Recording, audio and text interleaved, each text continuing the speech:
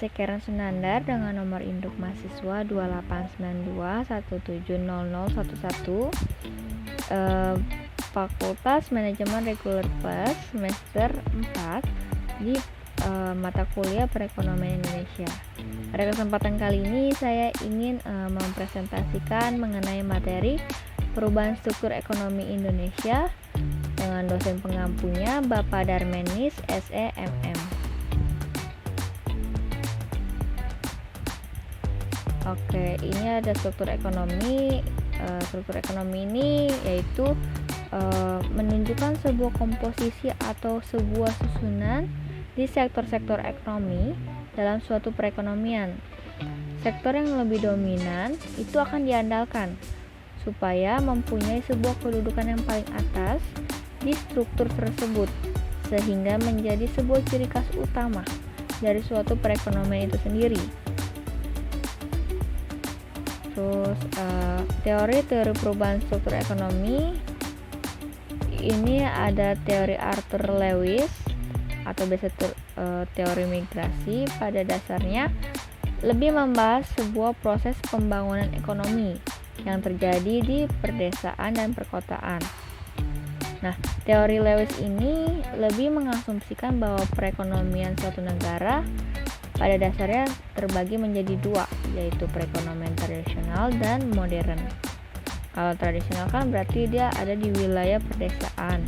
Kalau yang modern tentunya ada di perkotaan, yaitu lebih kebanyakan sektor industri. Terus ada rumusnya,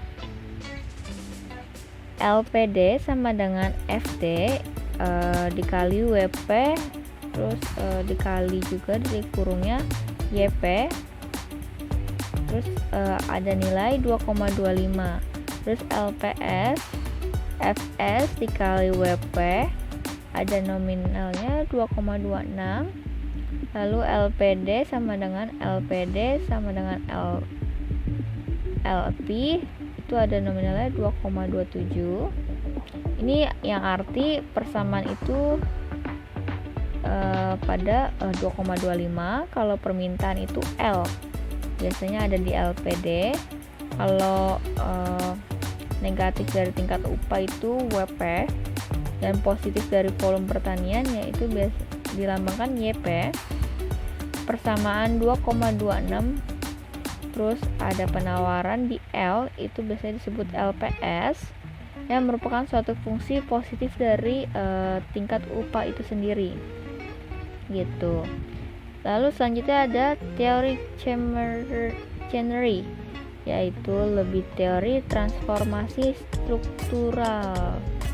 Nah, ini pada dasarnya sama seperti di teori Lewis, namun ini lebih dikenal pada sektor pembangunan, terus lebih fokus untuk perubahan struktur di dunia modern yang mau lebih globalisasi lagi, karena adanya beberapa tahapan perubahan di ekonomi suatu negara itu sendiri tentunya. Untuk mengalami transformasi itu dilihat dari adanya pertanian tradisional atau biasa disebut subsistem, lalu adanya sektor industri, ya berarti dia lebih menggunakan mesin utama untuk sebagai pergerak pertumbuhan ekonomi itu sendiri. Lalu ada hasil penelitian empiris yang dilakukan oleh Cheris. Nah, untuk meningkatkan pendapatan negara per kapita itu membawa perubahan dalam pola permintaan konsumen itu sendiri. Lalu adanya penekanan pada jumlah bahan baku dan barang-barang jasa untuk memenuhi sebuah pokok di dalam negara itu sendiri. Selanjutnya akan adanya akumulasi modal fisik. Lalu setelah itu penduduk akan dilakukan imigrasi dari perdesaan ke perkotaan, dan untuk menurunkan laju pertumbuhan pendudukan, ukuran keluarga yang semakin kecil, struktur ekonomi suatu negara akan bergeser semula yang didomisilikan di sektor pertanian dan sektor pertambangan menuju sektor industri yang disebut non-primer. Gitu. 4 faktor terjadi kenaikan produksi sektor industri manufaktur. Ada 4 ya. Yang pertama, kenaikan permintaan domestik. Yang kedua, perluasan ekspor. Yang ketiga, substansi impor. Dan yang keempat, perubahan teknologi. Perbedaan antara dalam sejumlah faktor internal itu ada 5. Kondisi dan struktur awal ekonomi dalam negeri, besarnya pasar dalam negeri, pola distribusi pendapatan, adanya karakteristik dan industrialisasi, dan yang terakhir keberadaan sumber daya alam itu sendiri. Faktor-faktor yang mempengaruhi perubahan struktur ekonomi itu ada 6: barang modal, tenaga kerja, teknologi, uang, manajemen, kewirausahaan.